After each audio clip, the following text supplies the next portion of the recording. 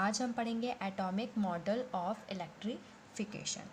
जैसे कि आप सभी एटम से फेमिलियर हैं कि एटम के सेंट्रल पार्ट में जो सेंट्रल पार्ट होता है एटम का वो क्या होता है, पॉजिटिवली चार्ज होता है।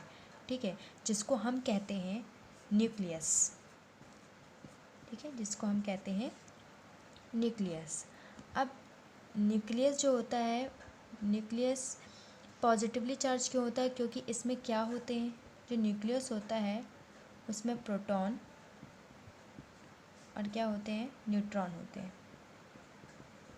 ठीक है, प्रोटॉन क्या होता है, पॉजिटिव चार्ज होता है। ठीक है, और प्रोटॉन की वजह से न्यूक्लियस जो होता है वो पॉजिटिवली चार्ज होता है। ठीक है, न्यूट्रॉन क्या होता है, न्यूट्रॉन आपको पता है न्यूट्रल होता है, क्योंकि इसमें नंबर ऑफ़ इलेक्ट्रॉन और नंबर ऑफ़ प्रोटॉन्स इक्वल होते हैं, यानी कि नेगेटिव क्वांटिटी और पॉजिटिव क्वांटिटी इक्वल क्वांटिटी में होती है, जिसके कारण ये एक दूसरे के इफेक्ट को कैंसिल करते हैं, जिसके कारण ये क्या हो जाते हैं, ये क्या होते हैं, न्यूट्रल होते हैं। तो प्रोटॉन के कारण न्यूक्लियस पॉजिटिव चार्ज होता है। ठीक है, पॉजिटिवली चार्ज रहता है न्यूक्लियस।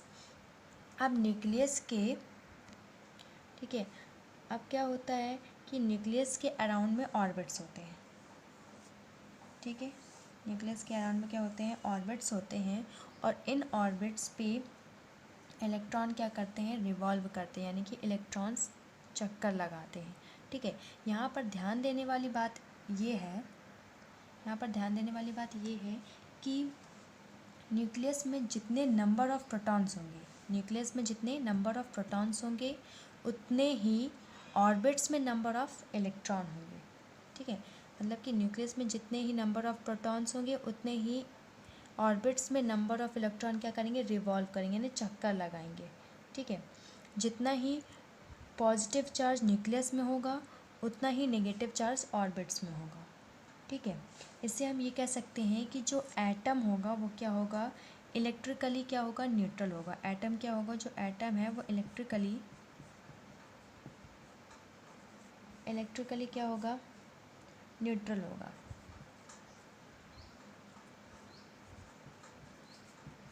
ठीक है, क्योंकि इसमें क्या बोल रहा है कि जितने ही नंबर ऑफ़ प्रोटॉन्स न्यूक्लियस में होंगे उतने ही नंबर ऑफ़ इलेक्ट्रॉन्स ऑर्बिट्स में रिवॉल्व करेंगे। ठीक है, इसके कारण जो हमारा एटम होगा वो क्या होगा, इलेक्ट्रिकली क्या हो जाएगा, न्यूट्रल हो जाएगा। ठीक है, अब हम जब किसी एटम से इलेक्ट्रॉन को क्या कर लेते हैं, निकाल लेते हैं। मान लीजिए मैंने किसी एटम से इलेक्ट्रॉन को निकाल लिया, तो ये क्या हो जाएगा, एटम जो होगा वो पॉजिटिवली चार्ज हो जाएगा। क्यों? क्योंकि हमने इसमें से क्या किया, deficiency of electron.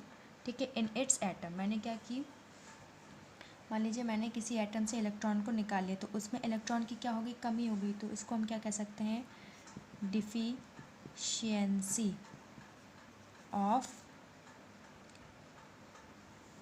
Electrons in its atoms. मतलब इसमें क्या हो गई, इस मतलब कि एटम में इलेक्ट्रॉन की कमी हो गई, तो जो एटम है वो क्या हो गया, पॉजिटिवली चार्ज हो गया। ठीक है, सिमिलरली अगर हम एटम में इलेक्ट्रॉन क्या कर दें, मतलब इलेक्ट्रॉन डाल दें। ठीक है, मान लीजिए हमने पहले क्या किया, इलेक्ट्रॉन को निकाल ली, जिससे एटम पॉजिटिवली चार्ज हो गया। अब अगर हम एटम में इलेक्ट्रॉन ऐड कर दें, ठीक है, तो इसमें क्या हो जाएगी, एक्सेस ऑफ इलेक्ट्रॉन हो जाएगा, क्या हो जाएगा, access of electrons.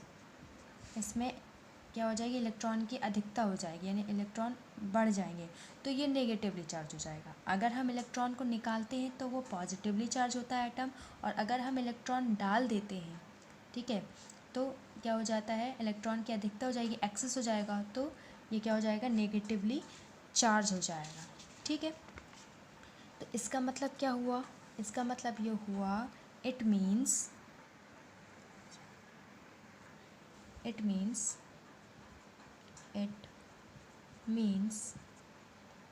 for the electrification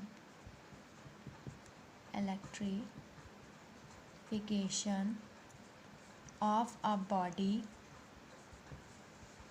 ठीक है, it means the electrification of body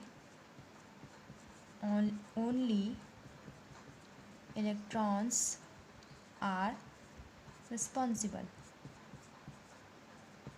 इसका मतलब क्या हुआ? इसका मतलब ये हुआ मतलब हमने एटम से सिर्फ इलेक्ट्रॉन को ही निकाल रहे हैं। या तो हम इलेक्ट्रॉन को निकाल रहे हैं तो वो पॉजिटिवली चार्ज हो रहा है, या तो हम इलेक्ट्रॉन को डाल रहे हैं, ठीक है, उसको बढ़ा देते, एटम में इलेक्ट्रॉन ऐड कर देते हैं तो वो नेगेटिवली चार्ज हो रहा है। मतलब यहाँ पर जो भी काम हो रहा है वो इलेक्ट्रॉन के कम होने या ज़्यादा होने से हो रहा है। तो इसका मतलब ये हुआ कि किसी भी बॉडी के इलेक्ट्रिफिकेशन में केवल इलेक्ट्रॉन्स रिस्पॉन्सिबल होते हैं, प्रोटॉन रिस्पॉन्सिबल नहीं होते, क्योंकि प्रोटॉन्स न्यूक्लियस में स्ट्रॉन्ग फोर्स से बंधे होते हैं और उनको निकालना बहुत हार्ड टास्क होता है, ठीक है। तो इसलिए इलेक्ट्रॉन्स ही रिस्पॉन्सिबल हैं किसी भी बॉडी में इलेक्ट्रिफिकेशन के लिए, प्रोटॉन्स रिस्पॉन्सिबल नहीं है, ठीक है, उनको बाहर निकाला नहीं जा सकता। इसलिए हम सिर्फ इलेक्ट्रिफिकेशन के लिए इलेक्ट्रॉन्स का इस्तेमाल करते हैं। तो आपको समझ में आ गया एटॉमिक मॉडल ऑफ इलेक्ट्रिफिकेशन कि किसी भी एटम से इलेक्ट्रॉन को निकालना यानी कि इसकी डिफिशियंसी होना क्या कहलाएगा? एटम पॉजिटिवली चार्ज हो जाएगा, और यदि हमने एक्सेस कर दी इलेक्ट्रॉन की तो एटम क्या हो जाएगा? निगेटिवली चार्ज हो जाएगा। तो किसी भी बॉडी के इलेक्ट्रिफिकेशन में कौन रिस्पॉन्सिबल है? इलेक्ट्रॉन रिस्पॉन्सिबल है, प्रोटॉन रिस्पॉन्सिबल नहीं है, क्योंकि प्रोटॉन्स क्या होते हैं? न्यूक्लियस से स्ट्रॉन्ग फोर्स से बंधे हुए होते हैं और उनको निकालना हार्ड टास्क हो जाता है। आई होप आपको समझ में आ गया होगा। Thank you.